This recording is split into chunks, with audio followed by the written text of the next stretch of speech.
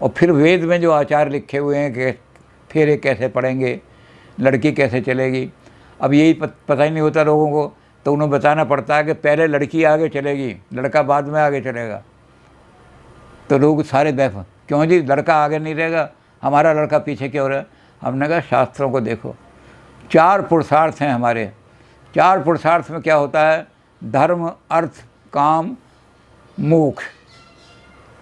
जब पिता कन्या का हाथ लड़के के हाथ में देता है, हथलेवा कहलाता है वो, हल्दी लगा करके, तो उसमें क्या कहता है, धर्मे च अर्थे च कामे अति चर नाति चर्तव्या तुए हम।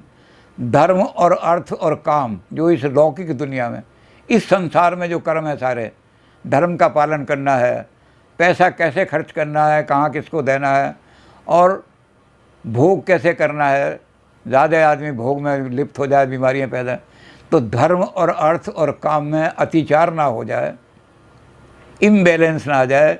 इस कारण से मैं ये कन्या तुझे बैलेंस लाइफ लीड करने के लिए अपनी लड़की का हाथ दे रहा हूँ।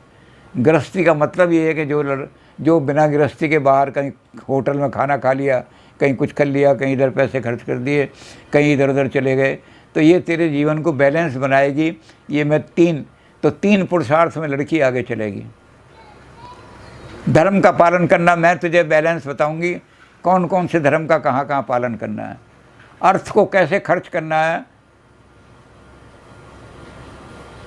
ये मैं बताऊंगी, क्योंकि आगे सारा खर्च कर दिया, कल बच्चे की फीस के लिए ढूंढते फिर रहे, पैसा ही नहीं है तो कहाँ से लाएं, एक उधारी लाओ किसी, किताबों के लिए पैसे नहीं है, तो मैं बताऊंगी कि कैसे पैसा बचा बच्चों को रखना है। एक रिक्शा वाला भी जब रिक्शा कमा के लाता है तो उसकी औरत भी क्या करती है कि उसमें से भी 10 रुपये निकाल के गुल्लक में डाल देती है। कल कोई हारी बीमारी हुई, कोई और काम हुआ, तो ये औरत जो है ये तप प्रधान है, ये उसमें से भी बचत करके रख लेती है। तो ये आगे आगे ये चलेगी, इसलिए धर्म अर्थ और काम में।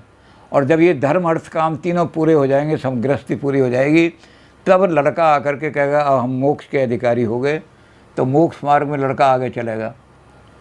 तो कहते हैं हाँ जी ठीक है, अब आपने ठीक समझा दिया।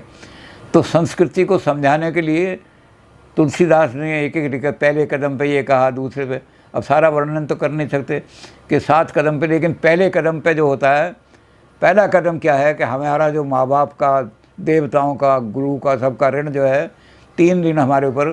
तो पहला कदम होता है आओ हम और तुम मिल करके उत्तम प्रजाएं उत्पन्न करेंगे। हमारा एक बच्चा भी कुमार पर नहीं जाना चाहिए, हमारी जो जनरेशन है वो हमसे बेटर होनी चाहिए, अगली जनरेशन।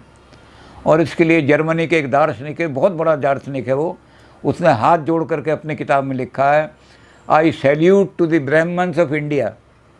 मैं इंडिया के ब्राह्मण को नमस्कार करके सर झुकाता हूँ, जिन्होंने जो डार्विन ने जो क्रिया दी थी और कल्चरल एंथ्रोपोलॉजिस्ट ने जो इवोल्यूशन बताया था, उस इवोल्यूशन को इन्होंने धर्म का पार्ट बना दिया, अपने धर्म का अंग बना दिया। तो पहला कदम यही कहते हैं कि हम तुम जो विवाह कर रहे हैं ये फिज़िकल सेटिस्फैक्शन के लिए, बॉडी के लिए कर रहे, बल्कि हम तुम दोनों मिल कर के कहेंगे कि अपनी अगली बेटरमेंट ऑफ दी प्रोजेनी, हमारी जो प्रोजेनी है, हमारी जो अगली नेशन आ रही है वो हमसे बेटर होनी चाहिए। मैं अगर क्लर्क हूँ तो मेरा लड़का कम से कम और कुछ नहीं कर सकता, तो सुपरिंटेंडेंट सेक्शन ऑफिसर तो हो कम से, और अगर वो ऐसा नहीं बना तो मैंने धर्म पूर्ण नहीं किया, मुझे बार बार जन्म लेके आना पड़ेगा। तो पहला तो ये, और 7वां पैर जो है उसमें रखेंगे, जब अंत में सप्तपदी होगी तो 7वें में क्या कहेंगे कि हम सब आओ सखा, अपनी पत्नी को कहेगा कि आओ हम सखा बन जाएं।